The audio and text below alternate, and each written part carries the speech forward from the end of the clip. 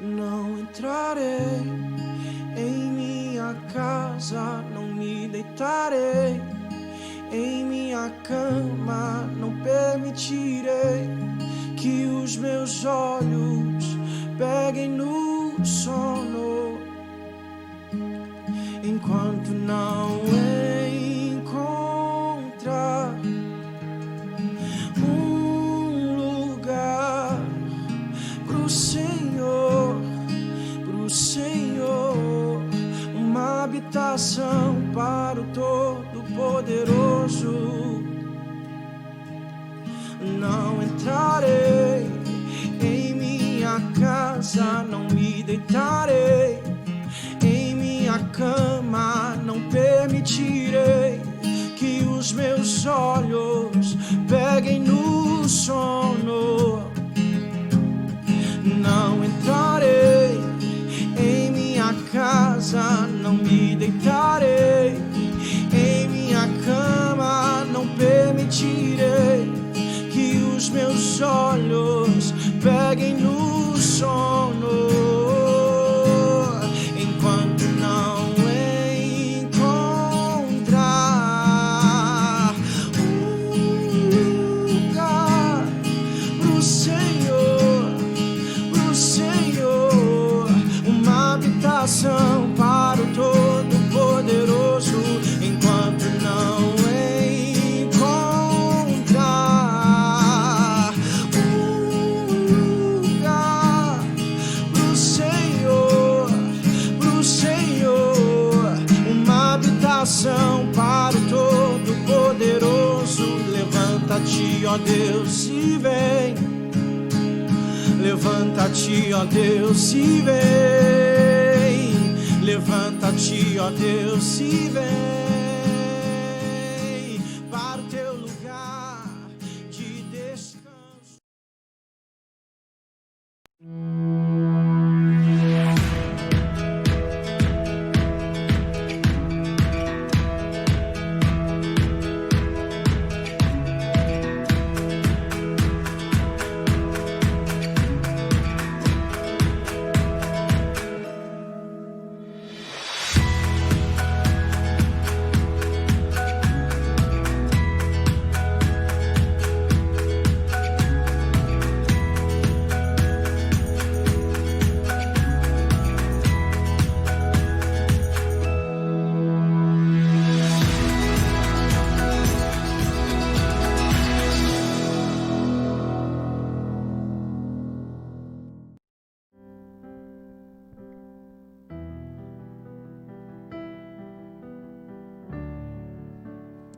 Boa noite, Igreja do Senhor, que me assiste essa noite. Como igreja, vamos juntos adorar o Rei dos Reis e Senhor dos Senhores. Que este lugar seja um lugar onde você está, na sua casa, na sua sala, no seu quarto. Seja um lugar neste momento de adoração, de louvor, de clamor ao Senhor da sua vida, ao Senhor das nossas vidas, que Ele se faça presente aí em meio aos louvores, porque Deus habita em meio aos louvores do seu povo, e isso é precioso, isso é lindo. Então vamos juntos entronizar o Senhor em meio aos louvores, e eu creio que enquanto estivermos adorando a Ele, glorificando o seu nome, Ele vai se fazer presente e Ele vai se manifestar com amor, com graça sobre a minha e sobre a sua vida, sobre a nossa casa, sobre a nossa família, em nome de Jesus. Santo é o teu nome, Senhor. Tu és digno de ser louvado, tu és digno de ser adorado, tu és digno, tu és digno, tu és santo, tu és justo, tu és supremo, Senhor. Te adoramos, Jesus, te adoramos. Nós queremos mais da tua presença, nós queremos mais da tua presença, Senhor. Chame pela presença do Senhor. Nós queremos tua presença, Senhor. Nós queremos Tua presença nesse lugar como igreja, nós queremos a Tua presença em unidade, nós queremos a Tua presença, Senhor. Não importa, Senhor Deus, a distância, não importa os lugares agora, aonde o Espírito de Deus está, a liberdade. Ai, nós oramos, Senhor, em unidade, em concordância nesse momento. Se você está orando comigo, concorde isso comigo. Nós oramos em concordância nesse momento para que o Teu Espírito Santo haja com poder e graça no nosso meio. Que Ele tenha liberdade para fazer o que bem quiser, o que desejar na nossa vida, na nossa mente, na nossa alma, em nome de Jesus. Nós queremos mais de Ti, Senhor, nós queremos mais de Ti, Senhor.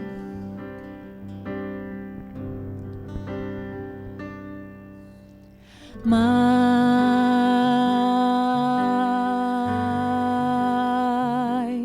de Ti,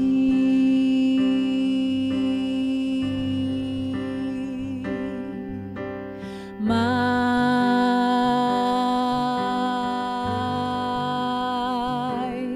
de Ti, e menos de mim.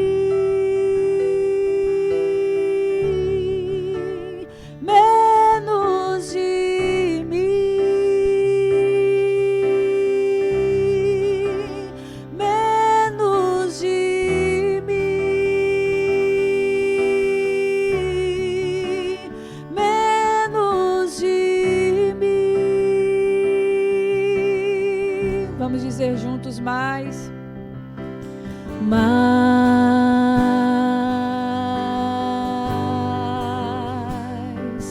de Ti,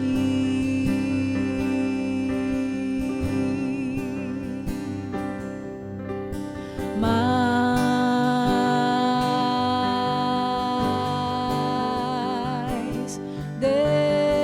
Ti,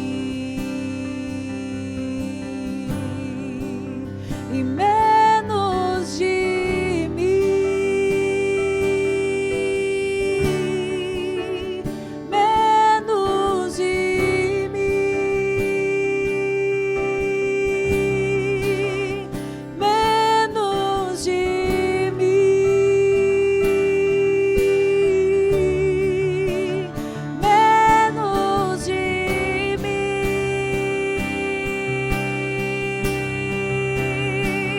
Que Ele cresça, que eu diminua, que Ele apareça, que eu me constranja com a Sua glória e todo o Seu amor, infinita humildade, servo de todos os irmãos. Que Ele cresça, que eu diminua, que Ele apareça, que eu me constranja com a Sua glória e todo o Seu amor, infinita humildade, servo de todos os irmãos. Que Ele cresça, que eu diminua, que Ele apareça, que eu me constranja com a Sua glória e todo o Seu amor, infinita humildade, servo de todos os irmãos.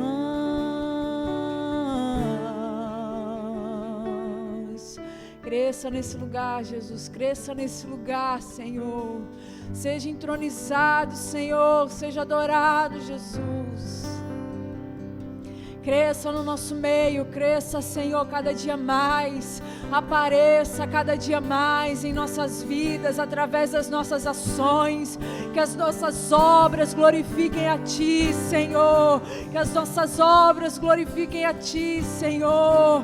Que a nossa vida, Senhor Deus, reflita, Senhor. Seja a expressão exata do Teu agir, do Teu querer, do Teu poder, daquilo que Tu és, Senhor.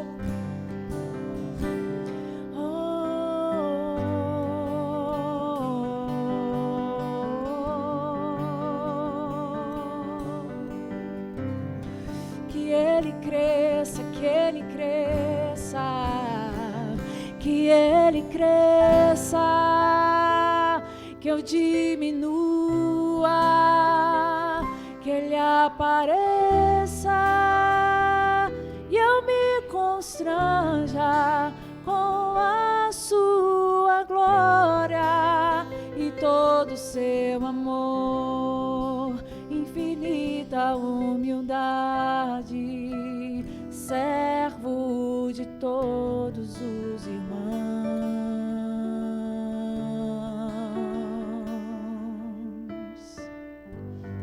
Santo, Santo, Santo, Santo, Tu és maravilhoso, Tu és maravilhoso, Tu és digno, Jesus.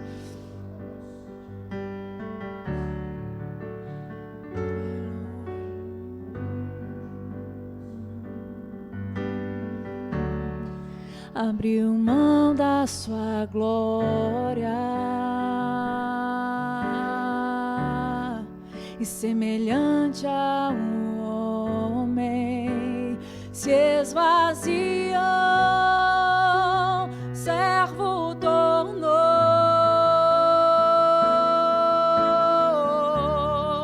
e a si mesmo se humilhou, como filho obedeceu até a morte e morte de cruz. Mas o grande Deus, o nosso Pai, o exaltou e lhe deu um nome que é sobre todo nome, no céu e na terra e debaixo da terra. Ao nome de Jesus todo joelho se dobrará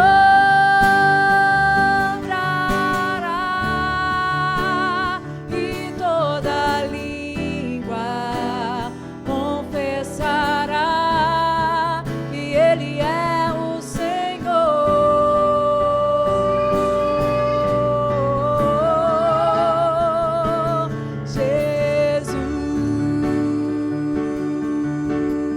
Jesus, nome sobre todo nome, nome sobre todo nome. Jesus,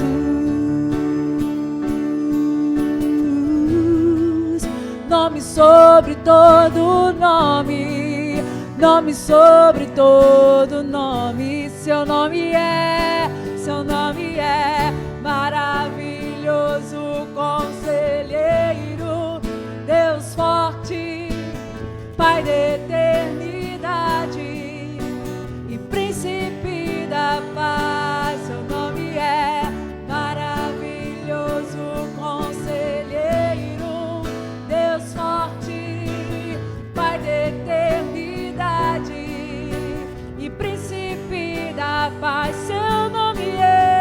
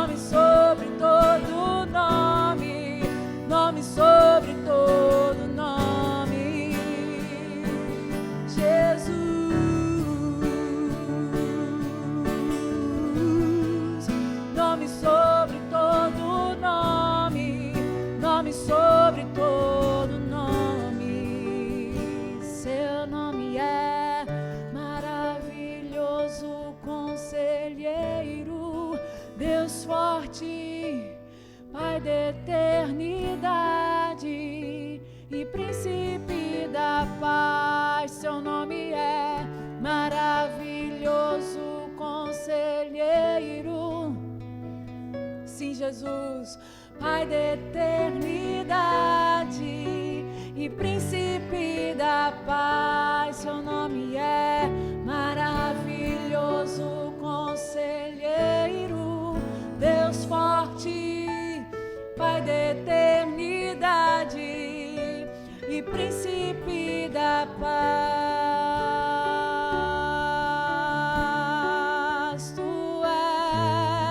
Tu és o príncipe da paz. Tu és aquele que nos dá a paz.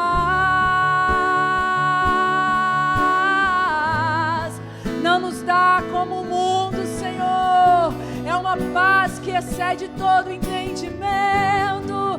Tu és o príncipe da paz, da verdadeira paz. Tu és o príncipe da paz, da verdadeira paz. Tu és o príncipe da paz, a verdadeira paz, que só aqueles que estão em Ti conhecem. Oh, Jesus, o maravilhoso conselheiro, o Deus forte, o consolador que consola nessa noite, nessa hora. Oh, consola os corações feridos, os corações aflitos, e traz a paz que excede todo entendimento. Traz a paz que excede todo entendimento. Em meio às tribulações, em meio às crises, às angústias da alma, aquele que sara feridas.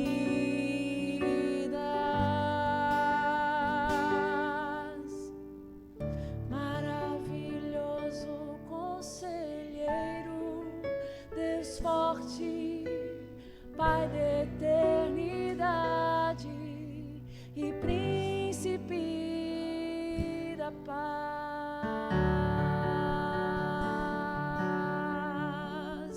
Aleluia, Jesus, aleluia. Santo, santo, santo é o teu nome, Senhor. Te entronizamos, te adoramos, Jesus. Seja glorificado. Aleluia, que todos vejam a bondade do Senhor no nosso meio, que todos vejam a bondade do Senhor no nosso meio, que todos vejam a bondade do Senhor se manifestando em tempos de crise, em tempos difíceis. Aleluia, que as pessoas te glorifiquem, Senhor. Aleluia, aleluia, aleluia, aleluia.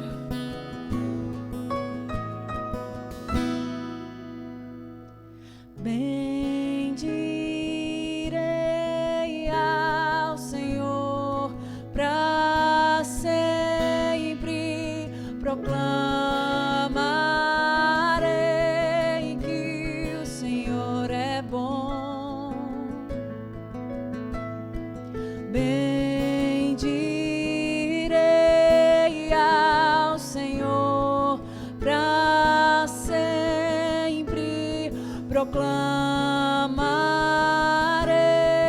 que o Senhor é bom. O Senhor reina, reinará com majestade. O Senhor reina em espírito, em verdade. O Senhor reina, reinará com majestade. O Senhor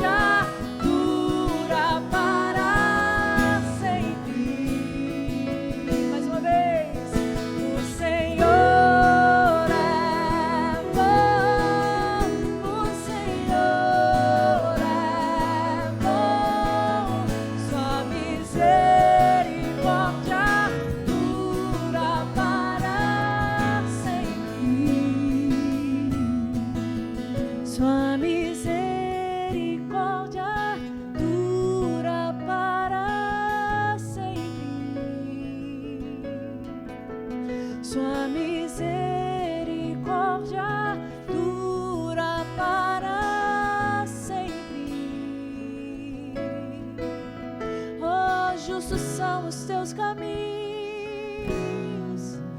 retos são os teus juízos. Oh, tu és bom, tu és bom, tu és bom, tu és bom, tu és bom, Jesus. O Senhor reina, reinará com majestade. O Senhor reina em justiça e em verdade.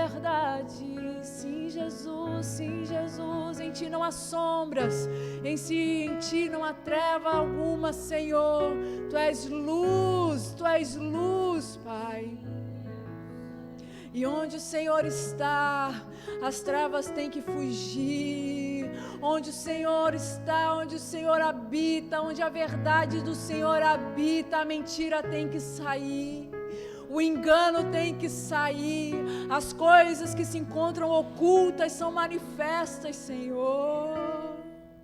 A tua bondade não habita com maldade. A tua bondade não está atrelada a coisas do homem, Senhor.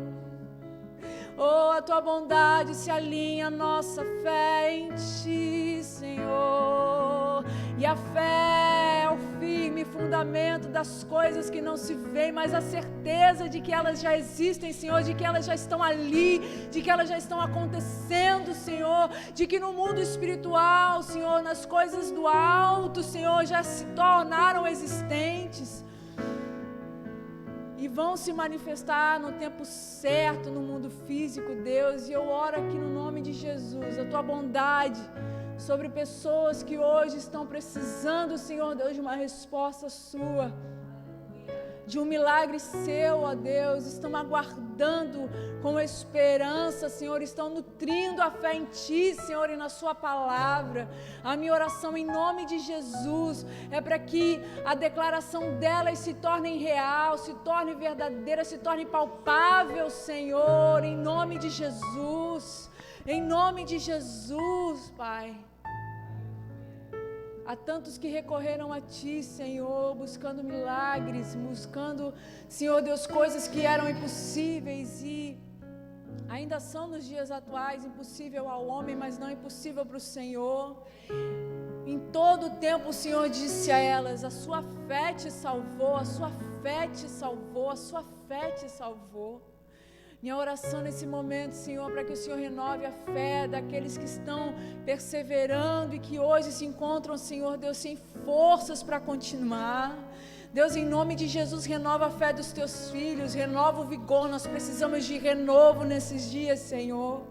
Nós precisamos de renovo nesses dias, Senhor, na nossa fé, no nosso ânimo, Senhor, para conseguir, Senhor Deus, andar mais um pouco, continuar crendo de que aquele que prometeu é fiel, aquele que prometeu é fiel e Ele vai cumprir. Ele vai cumprir porque Ele é bom, porque Ele é bom, porque Ele é bom, porque Ele é bom. Aleluia, aleluia, aleluia. Aleluia. Santo, santo, santo, santo. Aleluia.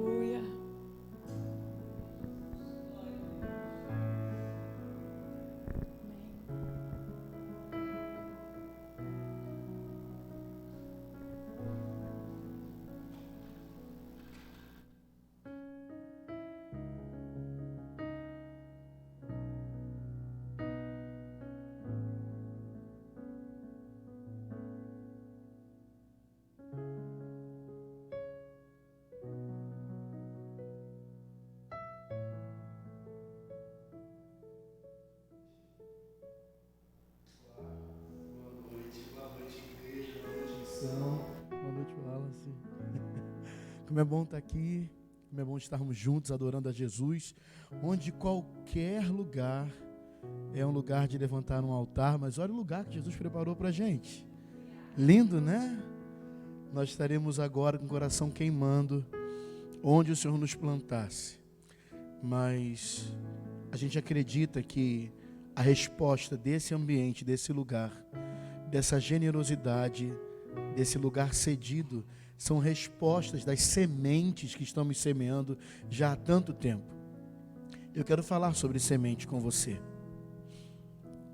Abra aí a sua Bíblia, por favor, em João, no capítulo 21. A gente vai ler a partir do versículo de número 4. João capítulo 21, versículo 4. E está escrito assim: Ao romper o dia, Jesus estava na praia, mas os discípulos não reconheceram que era ele. Jesus então lhes perguntou: Filhos, será que vocês têm aí alguma coisa para comer? Eles responderam: Não. Então Jesus disse: Joguem a rede à direita do barco e vocês acharão. Assim fizeram e já não podiam puxar a rede, tão grande era a quantidade de peixes. E o discípulo a quem Jesus amava disse a Pedro: É o Senhor. Simão Pedro, ouvindo que era o Senhor, cingiu-se com sua túnica, porque tinha tirado a roupa, e lançou-se ao mar. Os outros discípulos vieram no barquinho, puxando a rede com os peixes, porque estavam somente a uns 90 metros da margem. Ao saltarem em terra, viram ali umas brasas com peixe por cima, e também havia pão. Jesus lhes disse: Tragam alguns dos peixes que vocês acabaram de pegar. É interessante a abordagem tão graciosa de Jesus diante de um evento um pouco contraditório. Nós estamos na leitura aqui da segunda manifestação do milagre da pesca maravilhosa. A primeira acontece e é relatada em Lucas, no capítulo 5, assim quando Jesus chama Pedro. A segunda é relatada nesse ambiente em que, pós-crucificação, os discípulos de Jesus, 7 deles, se afastam do lugar do ponto de encontro, porque Jesus marcou encontro com eles no Monte das Oliveiras, e eles, decepcionados, frustrados, retornam ao ofício da pesca no mar de Tiberíades. Agora, sabe o que é muito interessante? É que quando Jesus os aborda, ele não tem uma palavra de correção, mas ele tem uma palavra sobre princípios. Por quê? Jesus não respeita, o Evangelho não respeita, os céus não respeitam sentimentos, eles respeitam princípios. O sentimento ali poderia ser de abandono, poderia ser de fuga, poderia ser de tanta coisa, mas no momento que era importante restaurar, eram os princípios. E aí Jesus pergunta para eles: Vocês têm algo para comer? Na verdade, eles estavam ali num ambiente para pescar, mas a pergunta é: Vocês têm algo para comer? Eu quero hoje falar sobre essa semente, sobre esse princípio da oferta, do dízimo para você, porque ainda que a gente trabalhe e receba o fruto do nosso trabalho, fruto esse que, como nós lemos aqui, é fruto de um milagre, é um retorno, é uma entrega, é uma doação do que o céu pode proporcionar, ainda assim não é algo para a gente comer. Porque tudo que fazemos e tudo que obtemos do nosso trabalho não vem pronto.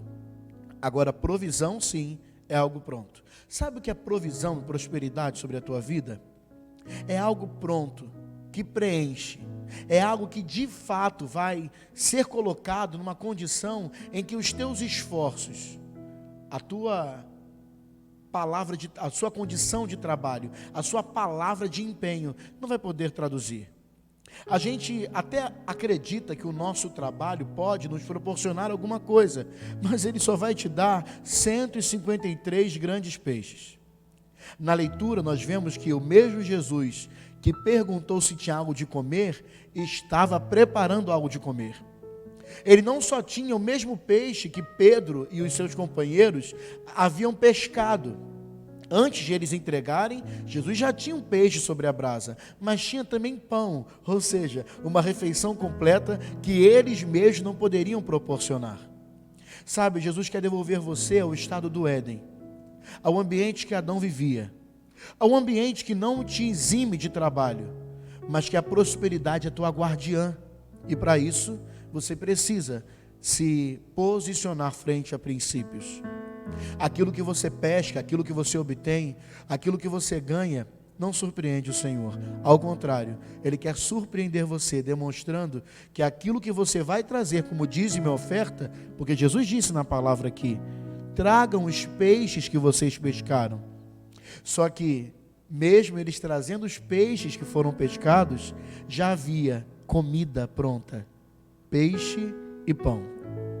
Eu quero dizer para você que é debaixo do selo, é debaixo da realidade, do comprometimento com o princípio da oferta e do dízimo, que Jesus vai surpreender você.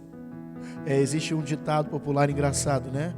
Que quando você vem com milho, eu falo que já fiz fandangos, que é uma coisa mais, né? Mas a pamonha já estava pronto, o curau já estava pronto, e depende do estado que você está. Mas quando você acha que está abafando, vindo com a espiga de milho, a refeição já está pronta. Jesus quer sentar na mesa com você. Ele quer te dar de comer, porque foi isso que Ele perguntou. Para de falar de rendimentos, de dinheiro. Entra no princípio, entra na fidelidade e receba alimento pronto para a tua vida. Jesus quer preencher o que te falta, mas Ele vai fazer isso quando você responder de maneira correta, com o princípio correto. Então agora eu quero te deixar aí à vontade para que você, através do código aí QR do PicPay, faça a sua oferta através da conta digital. É rápido, você faz o download, vai lá numa loja de aplicativos seu, coloca lá PicPay, e aí você vai fazer o download do aplicativo, direcionar a câmera do seu celular para esse código e fazer a sua oferta. Ou na descrição desse vídeo, tanto no YouTube quanto no Facebook, estão nossos links de oferta. Temos também canais de transferência. Nós contamos com você e você conta com o céu. A sua contribuição não é simplesmente um depósito, é um princípio cumprido. E com certeza, os seus peixes nem servirão tanto, porque Ele já tem peixe na mesa para você.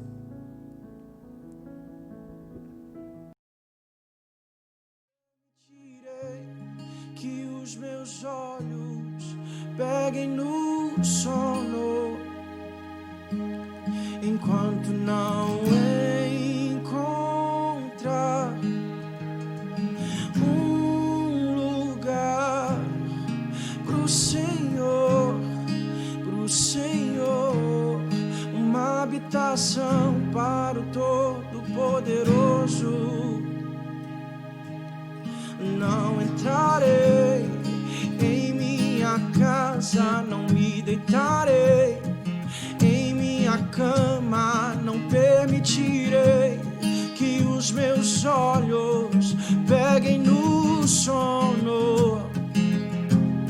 Não entrarei em minha casa, não me deitarei em minha cama, não permitirei que os meus olhos peguem no sono, enquanto não encontrar um lugar pro Senhor, uma habitação para o Todo-Poderoso, enquanto não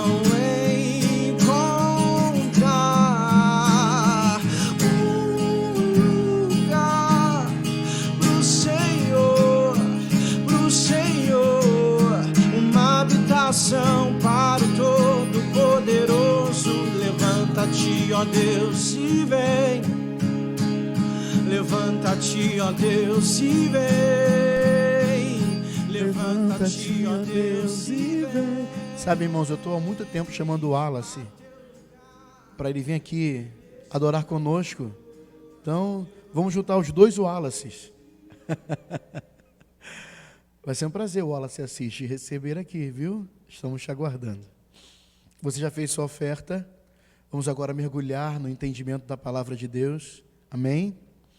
Quero te convidar a abrir a sua Bíblia em Lucas, no capítulo 17. Nós leremos os versículos 20 e 21. Lucas, capítulo 17, versículos 20 e 21. Eu quero retomar aqui o assunto, aliás, que domingo passado, se você não assistiu à ministração da pastora Priscila, eu falei com ela após o culto, que a minha esposa ela tem uma graça de Deus particular para falar sobre devoção, para construir caráter cristão. E se você não assistiu, você precisa ir na nossa sala, na nossa página, no nosso canal do YouTube ou página do Facebook e assistir. Nós continuamos falando dos princípios que se perderam, princípios fundamentais da fé, da vida cristã que se perderam. Hoje nós falaremos sobre o reino de Deus. Semana que vem é Dia dos Pais e, coincidentemente, nós falaremos sobre comprometimento. Um comprometimento que está linkado um pouco com essa palavra e é de pai para filho, de discípulo para discipulador. E o pastor Rubem que vai pregar, vai ser bom, hein? Eu acho muito propício para ele ministrar sobre esse assunto. Então, não sei como ele vai fazer, né, irmãos? Que o Rubem, ele cumpre um pouquinho de cada tarefa aqui, ajustando nossa live, mas ele vai fazer um tutorial expresso, um intensivo, para ele trocar de trás das câmeras para frente das câmeras. Lucas 17, versículos 20 e 21, você encontrou? Amém?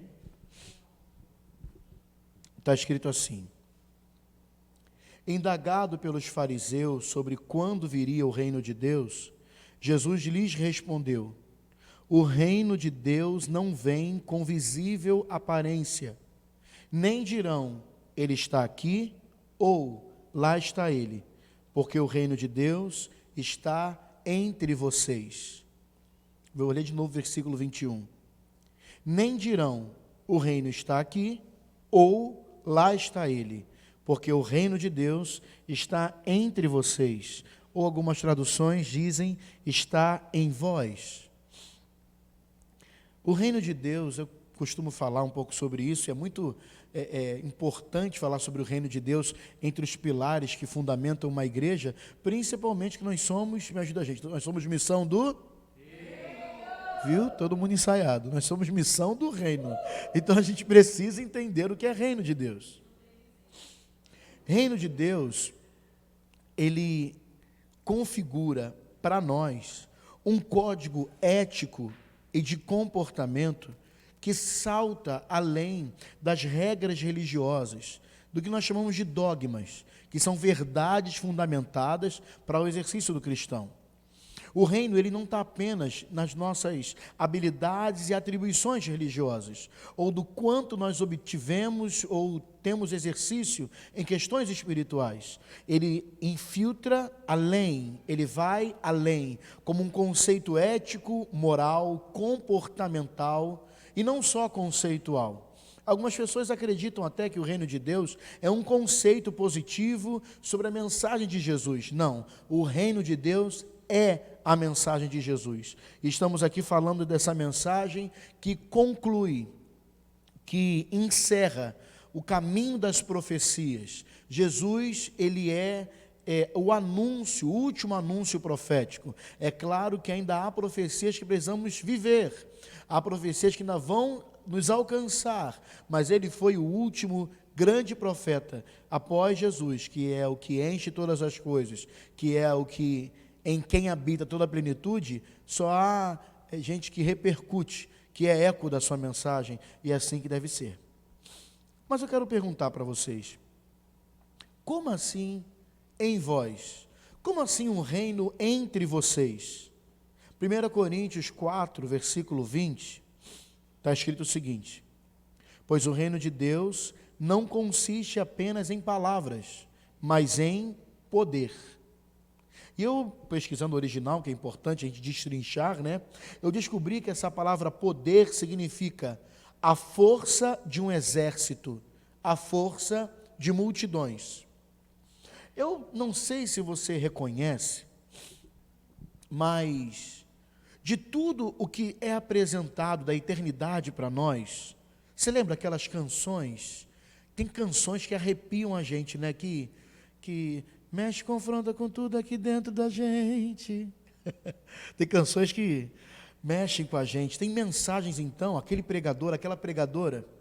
Que mensagem. Que ambiente, como é gostoso desfrutar da presença de Deus se não houvessem pessoas. A glória e a graça de Deus seria incrível, e alguns de nós até preferem ficar em casa, porque envolver-se com a glória, compartilhando com pessoas, estraga o processo, né? Estraga o processo porque, na verdade, esse é o desafio do processo. O reino de Deus, ele só pode ser estabelecido, eu vou tentar de maneira muito sucinta, glória a Deus porque hoje não tem cronômetro para me impedir, de maneira muito sucinta, te apresentar biblicamente que o reino está associado à unidade, a povos, a pessoas. Como nós lemos aqui, 1 Coríntios 4:20, pois o reino de Deus não consiste apenas em palavras.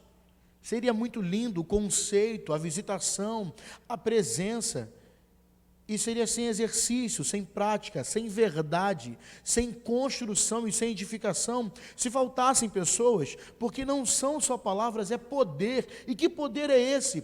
A força formadora de um exército, a força formadora de multidões. Em Lucas capítulo 9, no versículo 2, Jesus faz uma primeira menção, responsabilizando e imbuindo as pessoas do termo reino de Deus. Porque até então, todas as manifestações eram feitas por ele, eram centralizadas nele, mas agora ele compartilha, agora ele entrega. E ele diz em Lucas, no capítulo 9, versículo 2, o seguinte: depois enviou-os para anunciar o reino de Deus e curar os enfermos. Uau, agora não é mais algo que é minha atribuição e minha tarefa, Jesus podia pensar, né? Agora é algo que eu quero compartilhar através de vocês. Mas por que isso? Porque logo no capítulo seguinte, após as instruções de Jesus, enviando as pessoas para anunciar o reino de Deus e curar os enfermos, eles retornam com o resultado da mensagem do reino de Deus. E qual é o resultado? Lucas 10, versículo 1 e 2. Nós lemos o capítulo 9, versículo 2 de Lucas, e agora Lucas 10, versículo 1 e 2. Olha que incrível.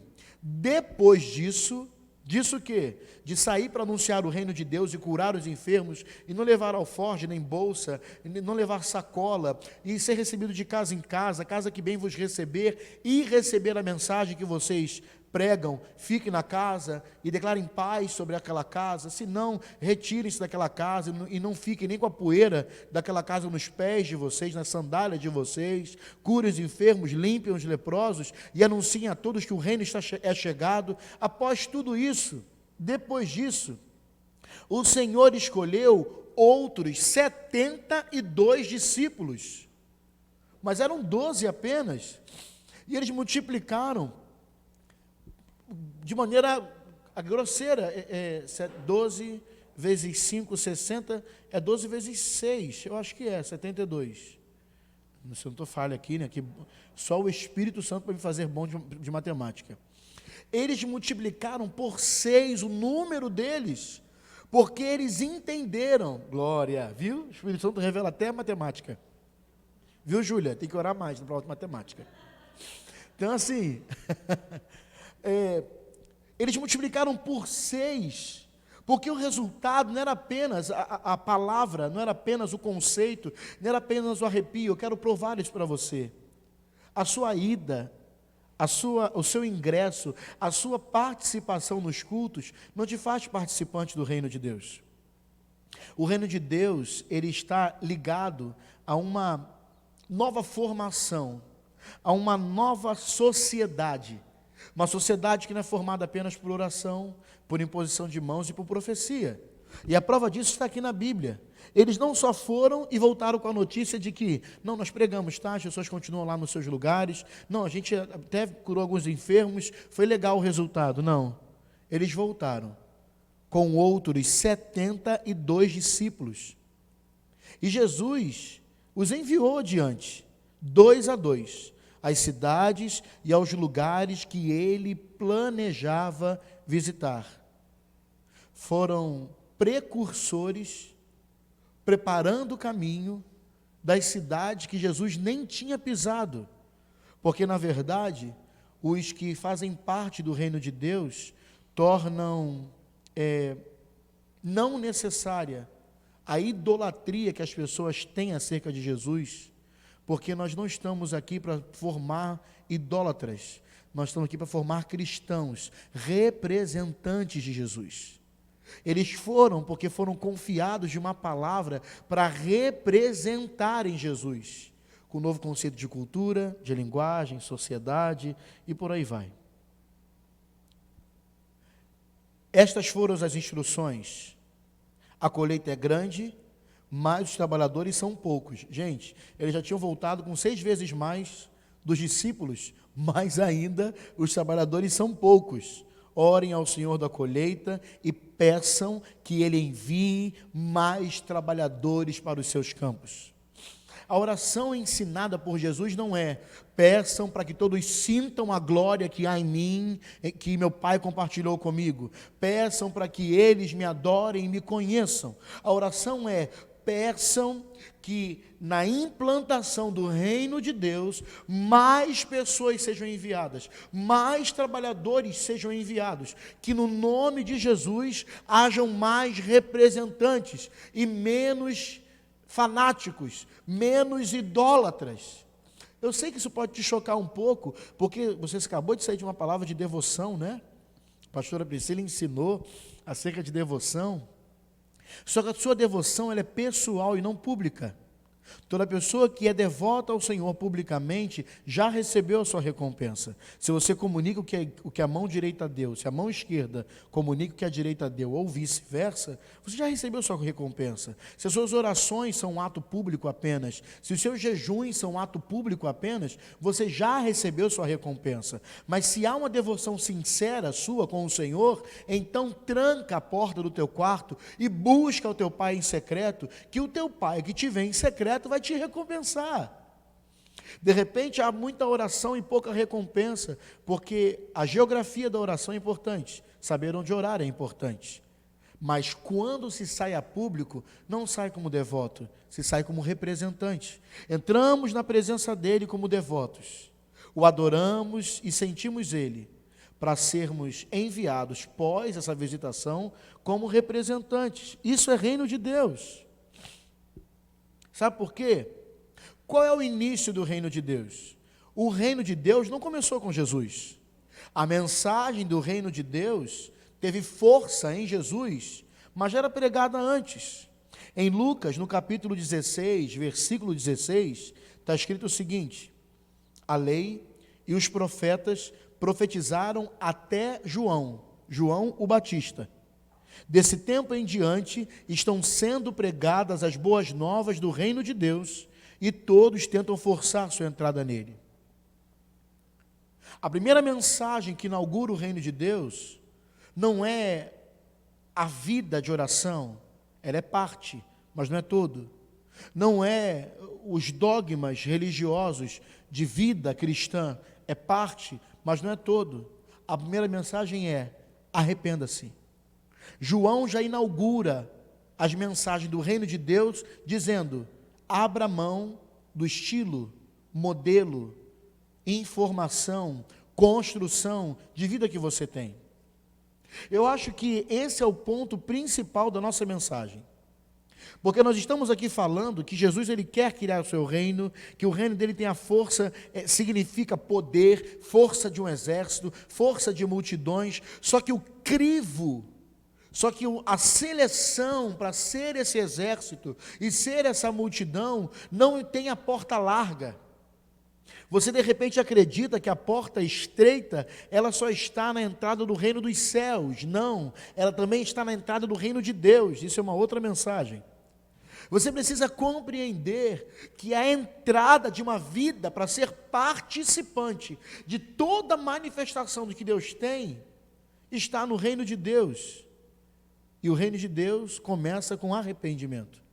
Antes de começarmos nosso momento aqui, nós paramos um tempo para orar, para buscar ao Senhor. E a oração do meu coração é que no dia de hoje, 2 de agosto de 2020, no caso hoje gravando 1º de agosto de 2020, nós sejamos quem Deus determinou ser para essa data.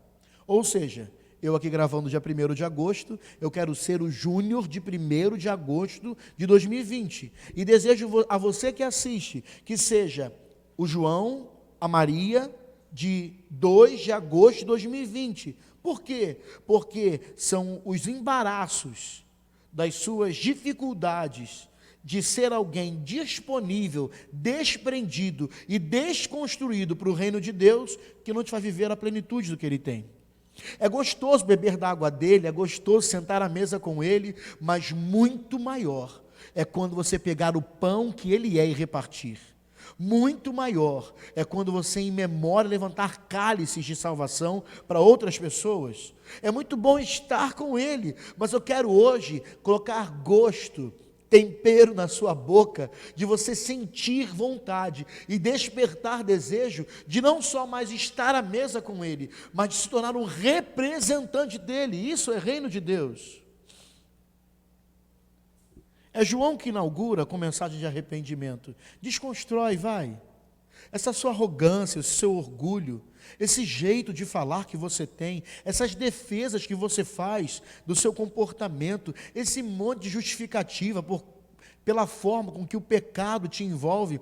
Você só ama o pecado porque você não bebeu do copo da graça. Você não bebeu tudo ainda, você não sabe o sabor que tem. Eu não sei se com você é assim, mas quando a gente faz um suco bem gostoso, geralmente, se não ficar em constante movimento, o melhor está no final. Como você está parado no pecado, o teu suco da graça não está em movimento, então o melhor está no final. Se você não bebe tudo, você não sabe o sabor. Você precisa sair do pecado, entrar no arrependimento, na desconstrução de toda justificativa, de tudo que você defende, independente de onde ou para quem você faz, ou com quem você faz, mas por quem, para Ele, dele, por Ele, para Ele, todas as coisas. Ele inaugura com arrependimento, porque segundo o próprio Jesus, em João 3, versículo 3, digo a verdade, Jesus dizendo, ninguém pode ver, e esse ver no original é experimentar ou entrar. Ninguém pode ver o reino de Deus se não nascer de novo. Reino de Deus é um fator de representatividade. E falando de representatividade, eu fui acusado no Facebook, normal, né? Do vídeo que eu gravei da minha parcela de contribuição na fala sobre o boicote à empresa Natura, né? Não quero falar sobre isso, de covarde. Esse pastor está em cima do muro, ele não se posiciona. Não, meu irmão e minha irmã, eu não estou em cima do muro. Na verdade, eu estou contribuindo com o que me cabe. Boicotar a Natura e com dedos ágeis para difamar, falar alguma coisa sobre alguém, não me faz representante de Jesus. Ao contrário, me faz representar outra pessoa que gosta de acusar, sabe? E eu não estou para isso. O meu trabalho e busca é ser para as pessoas, inclusive para Tammy Gretchen, quem Jesus seria. O meu trabalho e procura não é ter um discurso ou argumento que diz o meu posicionamento ideológico ou político. Eu não tenho ideologia, eu não tenho viés político, eu tenho um Deus que é cabeça sobre a minha vida. A ideologia dele é a minha, o viés dele é o meu. E às vezes me perguntam, igual me perguntaram, né? Você é carismático, você é neopentecostal, você é tradicional, você é ortodoxo? Eu falei, eu sou bíblico. Não, você não entendeu, você é mais do fogo, você é mais da tradição. Eu falei, não, eu sou do reino de Deus. Eu não tenho rótulo, eu só sigo ordens. Eu não tenho rótulo, eu tenho direções. Direções de representá-lo. Direções de não inflamar, de não fermentar a mensagem dele. Direções de ser simplesmente o que ele é, para que ele não morra, para que ele não tenha a sua morte aos 33 anos, mas para que ele viva 2020 anos, porque eu estou aqui. Porque tem o Wallace aqui, tem Luana aqui, tem Rubem, Priscila, Pedro, Júlia aqui, porque você está aí. O Theo, o Pedro falou, o Theo está aqui, e o Miguel está aqui, aleluia, dupla de profeta. Porque você está aí, porque a partir da representação de Jesus, não importa cravos, não importa cruz, a sua casa, o seu cônjuge, os seus filhos vão perceber a sua representatividade. Você percebe que isso tudo agora tem uma representatividade? Os negros defendem que tudo é racismo. E eu não quero entrar nesse assunto. Os que acreditam em relações homoafetivas declaram que tudo é agressão, ofensa. Preconceito, obrigado, tem a sua representatividade. Eu estava conversando no meu local de trabalho, você sabia que tem um grupo de representatividade de cães, aqui na nossa cidade de Maricá, até cachorro tem representante, gente. O que você está fazendo? Representando a si mesmo? Se você continua nascido na data do seu nascimento, você não sabe o que é reino de Deus. Se são as suas experiências, se é o que você absorveu do seu pai, da sua mãe, se são as experiências boas e ruins, se é o que é doce ou amargo, que formou você, porque você está contando a sua vida a partir da data do seu nascimento, você não sabe o que é reino de Deus. Você quer saber o que é reino de Deus? Nasça de novo. Zera tudo. Zera os conceitos. Zera o que você defende. E experimente do reino de Deus. Aleluia. O maior desafio do reino é essa construção de gente vazia, de gente desprovida de justificativa, desprovida de verdades, de conceitos e de questionamentos. Eu quero te dizer que discípulo que é discípulo, só obedecia quem questionava nos fariseus. Eu entendo que você tem os seus posicionamentos, mas eu preciso te alertar que a partir do novo nascimento, se você nasceu de novo, os seus argumentos são bíblicos. E se nós comungamos da mesma Bíblia, então nossos argumentos são iguais. Esse é o desejo de Deus.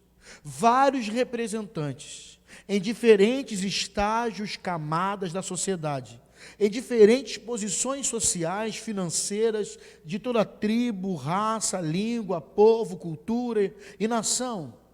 Todos eles encharcados pela realidade do reino de Deus. Não interessando se você nasceu em lugar de comunidade, numa favela ou no asfalto. Se você é de um lugar metropolitano, é do litoral, de uma região oceânica. Não interessando de onde você veio ou o discurso que você tem das suas dores, porque todo mundo tem uma história triste para contar. Eu compartilhei com a minha esposa que um homem de Deus, que eu não vou citar o nome, que se posicionou na sua confissão, alguém restaurado do transexualismo, né? Ele era um transexual não operado, que não mudou a sua genitária, e ele se declarava restaurado e pregava sobre isso. Na noite de ontem, fez uma live e eu o seguia no Instagram, informando que cansou de lutar contra o interior dele e simplesmente vai se render à homossexualidade, porque Deus não é contra a homossexualidade. É nesse perfil e nesse parâmetro em que as nossas lamentações e dificuldades são postas à mesa. Eu não sei, gente, mas assim, eu não conseguiria, entra comigo nisso, diante da presença de Jesus numa mesa, e das riquezas que Ele tem para falar, eu não conseguiria interromper para falar das minhas lamentações, das minhas dores. Eu acho que existe uma inversão de valores, porque alguns vivem uma religião e não um reino de Deus. E eles querem alguém que supra as próprias infinitas necessidades, as insatisfeitas necessidades, que não acabam nunca. Eles não querem perceber que a cura vem pelo projeto, trajeto e vida que se processa, que caminha, que continua com Jesus. Eu estou falando isso porque, como representantes, eu não tenho defesa Eu não tenho escolha, eu sou escravo da graça. E eu quis orar com a Priscila para, de repente, ter uma palavra. A gente, às vezes, alguém posta uma coisa, a gente quer lá para dar uma contribuição do que foi postado. E Jesus falou uma coisa muito importante comigo, quero compartilhar com você. É esse o mal dos homens que provocam quedas, que provocam frustrações e decepções. Porque, ao invés de nós reproduzirmos o testemunho de Jesus, apesar das nossas feridas e dores, nós queremos sempre contar do nosso testemunho. Todo mundo tem uma história triste para contar. Só que nossas histórias tristes foram rasgadas como cédula, como cheque de acusação. Jesus rasgou a cédula do pecado que era contra nós. Cravou essa dívida rasgada na cruz. Triunfou sobre todo o principado e potestade. Você está livre do que você gosta de comentar. Você está livre do que você gosta de justificar. São apenas desculpas que você usa como fuga, mas na verdade você está livre para viver a vida que Deus separou para você. Retira de você a cinza, a vergonha. Retira, como diz Isaías 52, a cadeia do teu pescoço, quebra esse estigma de escravo, de dificuldade, e entra para ser um representante legítimo de Jesus, um cristão de verdade. Olha o que está escrito em Romanos, capítulo 14, a partir do versículo 1 ao 17, é uma leitura extensa. Aceitem os que são fracos na fé, e não discutam as opiniões deles acerca do que é certo ou errado. Esse é o versículo 1. Deixa eu repetir. Tá focando bem aqui, Rubem? Você está vendo? Deixa eu repetir.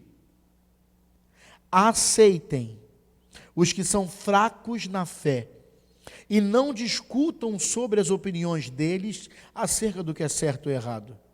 Por exemplo, o irmão crê que não é errado comer qualquer coisa.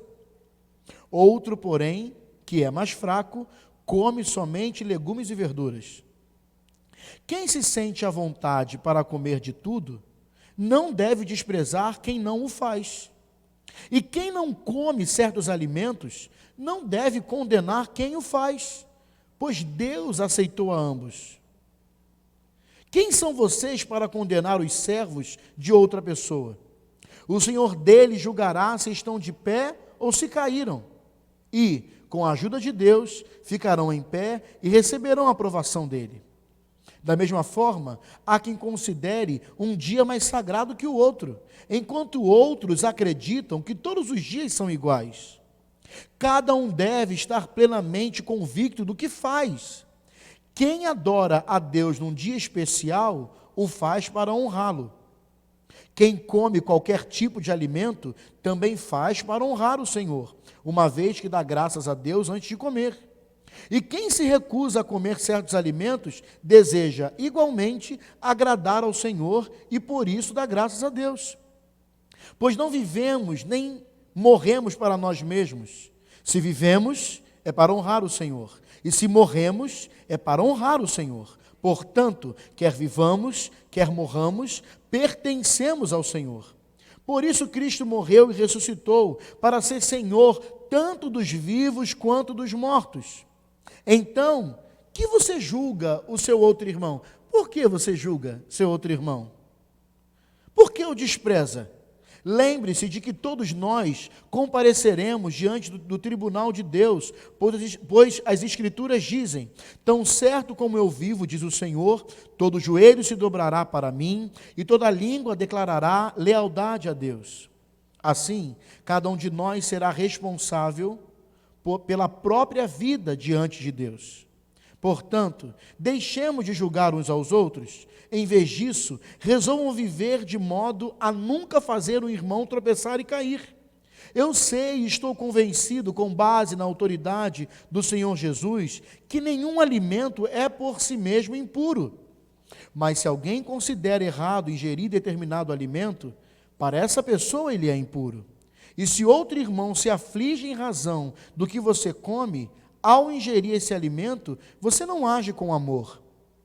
Não deixe que a sua comida seja a causa da perdição de alguém por quem Cristo morreu.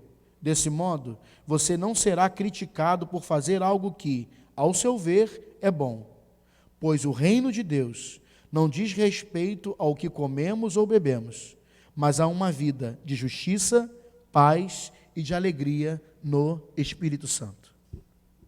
O reino de Deus não tem nada a ver com os seus padrões de justiça, justificativa, acerto ou erro. Não, porque eu não concordo, eu não acho certo, eu acho que isso não, eu quero um lugar com mais fogo, com mais...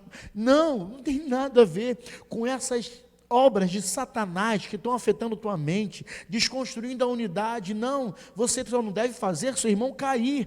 Em amor, você preserve as suas convicções, não discuta as suas opiniões, conviva com amor e unidade com todos os irmãos, porque isso é reino de Deus. Se é difícil para você, você não nasceu de novo. Conviva com amor e com unidade, porque o reino de Deus não é sobre o que é correto comer ou não, não é sobre o que é correto beber ou não. O reino de Deus não tem nada a ver com o dia santo ou não santo, com quantas horas se adora. O reino de Deus, diz a palavra, ele é justiça, paz e alegria no Espírito, ou algumas traduções dizem, pelo Espírito. O que é praticado como justiça, o que é a verdadeira paz, e o que é alegria para o Espírito Santo. Isso rouba de nós as sentenças que a gente tem, e a gente fica criterioso, né? Não, isso eu vou desconstruir porque eu não concordo. Não vou conversar isso com fulano porque eu acho que tem que ser assim. Você não acha nada, meu irmão. Você tem que simplesmente se preservar na sua opinião e ser representante de Jesus.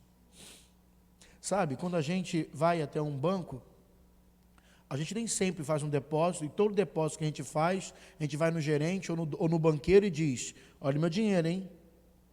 Estou botando dinheiro aqui, você olha meu dinheiro, hein? Por quê? Você entende que a instituição, independente de você conhecer o banqueiro ou não, ela é estável. Ela não vai roubar o seu dinheiro. Pois bem, o reino de Deus é estável.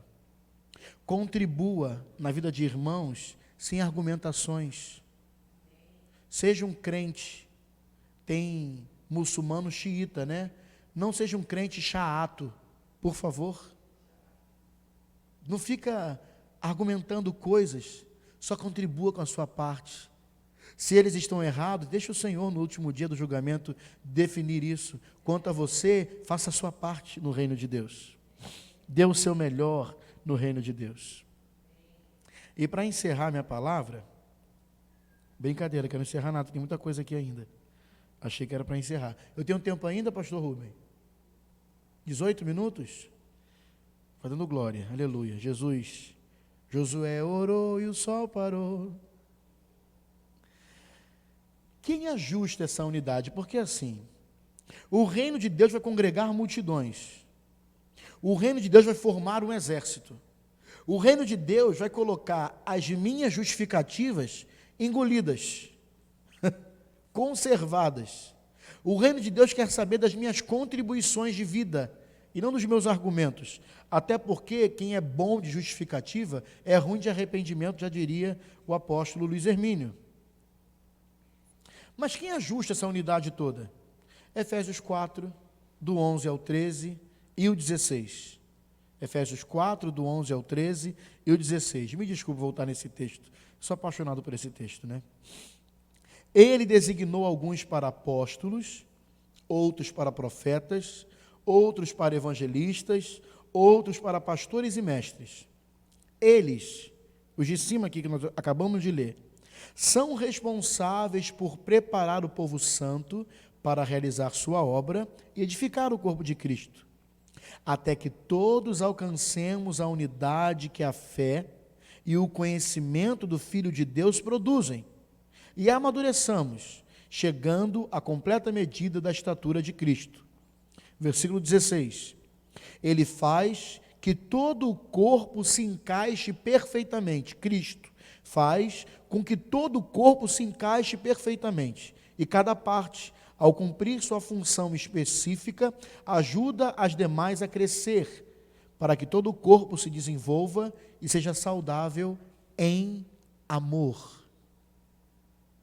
O desejo de Deus na manifestação do reino é que se congreguem de toda língua, tribo, raça, cultura, nação, idioma, dialeto, experiência religiosa, que se congregue gente arrependida, gente vazia, que através da manifestação da fé e do conhecimento do Filho de Deus, sejam um.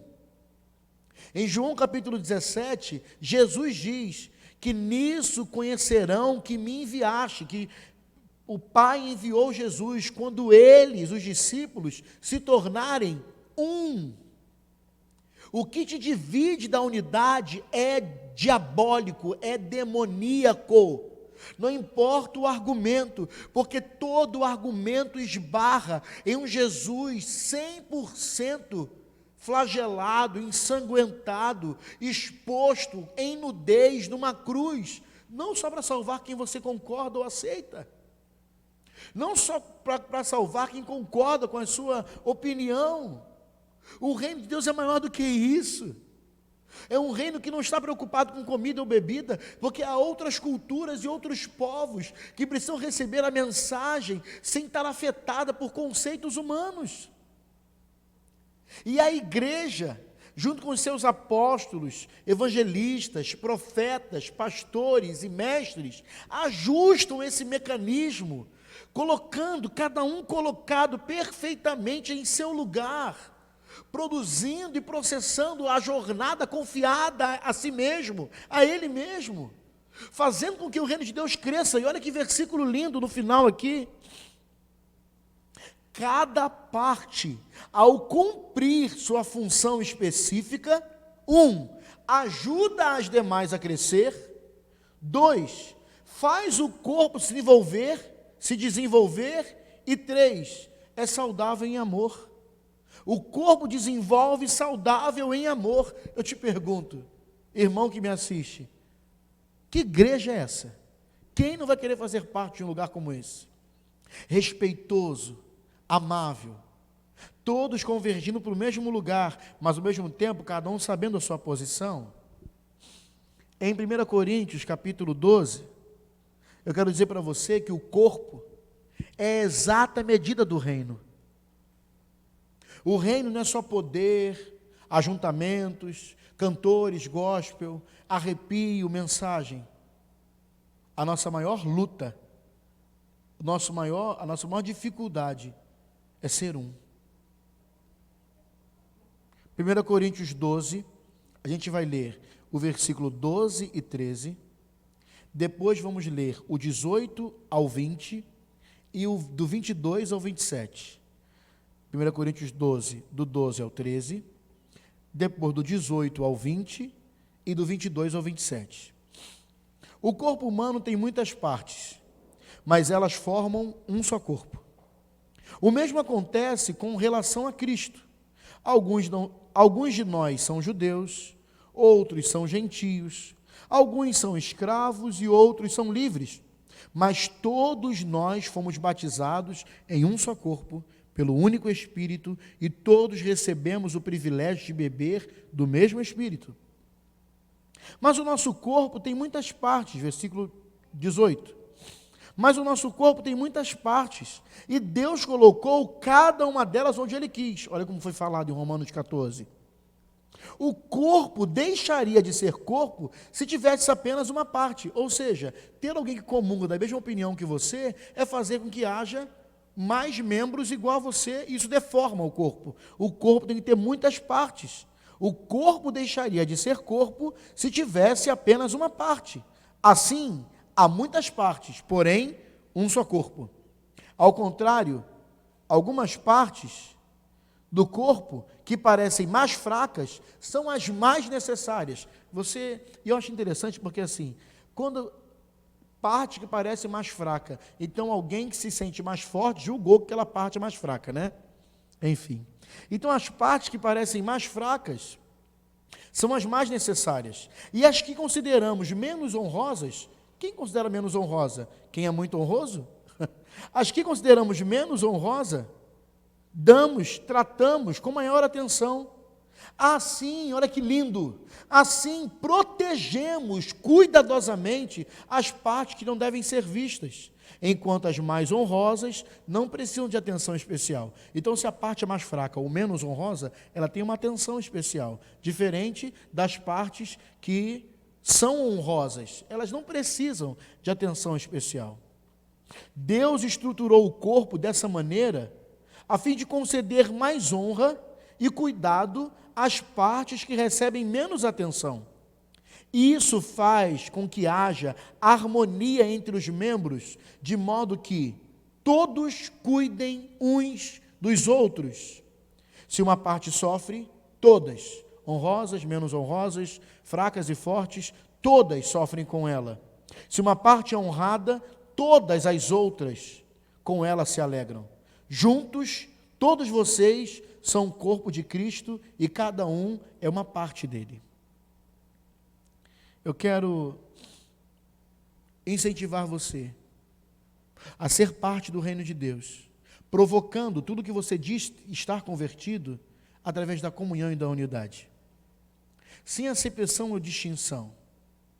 Eu não sei, se não me engano, é Mateus capítulo 7, versículo 12, que diz que eu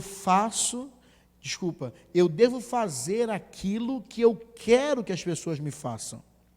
Eu contribuo, eu edifico, eu movimento, eu falo, eu ouço, eu me movo, eu exerço exatamente o que eu tenho expectativa que façam comigo, porque assim eu cumpro toda a lei e os profetas.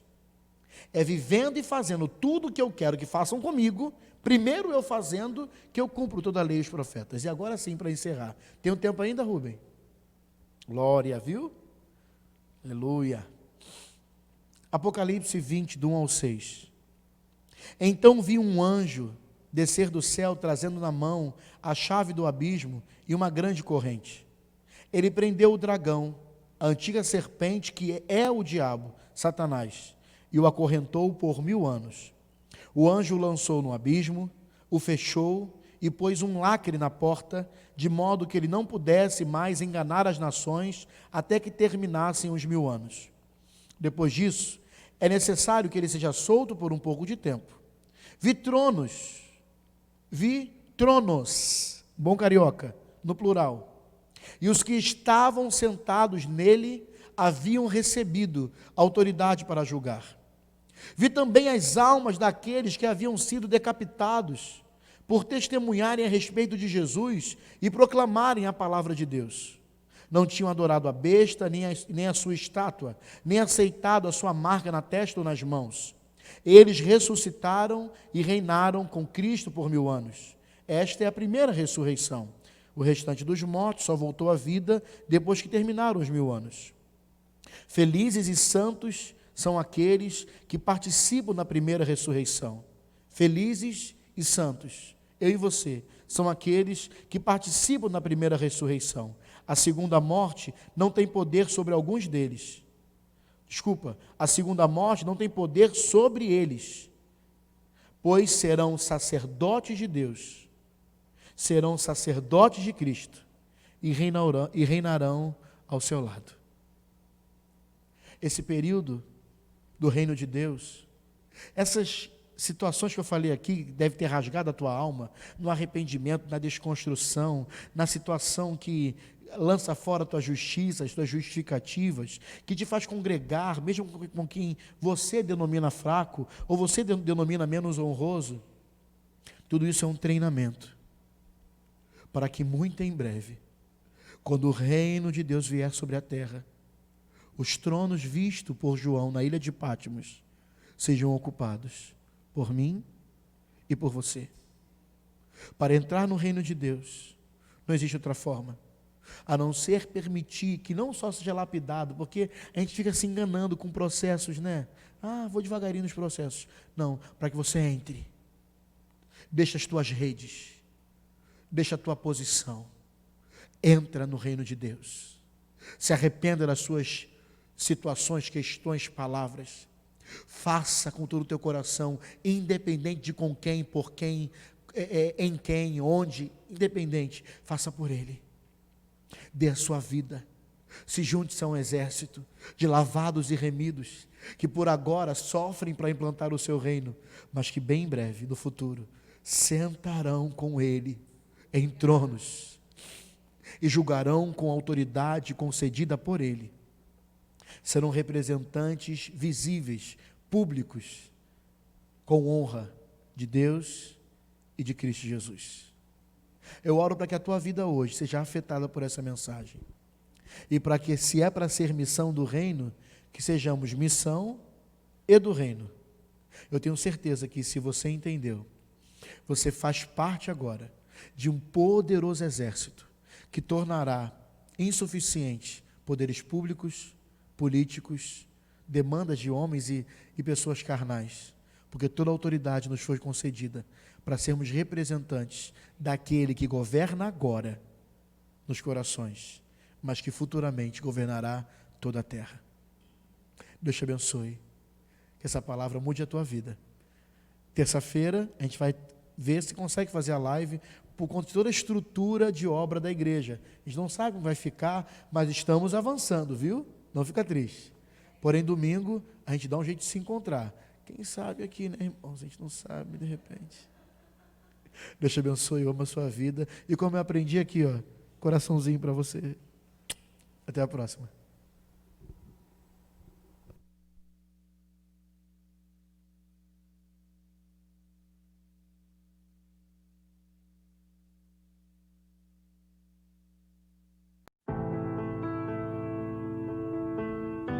Eu acredito que há problemas no mundo que permanecem não resolvidos. Eu vejo comida em abundância, mas as pessoas ainda morrem de fome. Eu vejo câncer, eu vejo famílias caindo aos pedaços, eu vejo pessoas conectadas, mas ao mesmo tempo isoladas. Eu vejo o ISIS, e isso me assusta. Eu vejo pessoas sem esperança ou propósito. Eu vejo que estamos todos desesperados para sermos aceitos. Eu vejo que nem tudo em torno de mim e em mim está ok. Mas apesar de tudo isso, eu tenho esperança, porque há um Deus que se preocupa sobre nós, eu, você, que odeia a injustiça, a solidão e a desigualdade. Tanto que Ele não nos deixa sozinhos nessa luta, mas entrou em nossa luta com a gente. Sendo Jesus, Ele sofreu injustiça, dor e morreu por nós. Apesar de termos sido nós quem criam os problemas e nós quem deveríamos sofrer as consequências, mas Ele ressuscitou e venceu a morte, a fim de restaurar a humanidade à sua finalidade original, uma pessoa de cada vez. Então, por que eu acredito nisso? Eu tenho visto esperança restaurada e vidas transformadas. Eu tenho visto relacionamentos quebrados sendo restaurados. Eu tenho visto pessoas passando por tempos difíceis por causa da paz de Deus. Eu tenho visto pessoas perdoarem atrocidades. Eu tenho visto Deus respondendo orações. Eu tenho visto doenças sendo curadas. Eu tenho visto pessoas quebradas acharem amor, aceitação e paz em Deus. Eu achei amor, aceitação em Deus e paz. Eu experimentei essa transformação e eu acredito que isso possa acontecer com você também.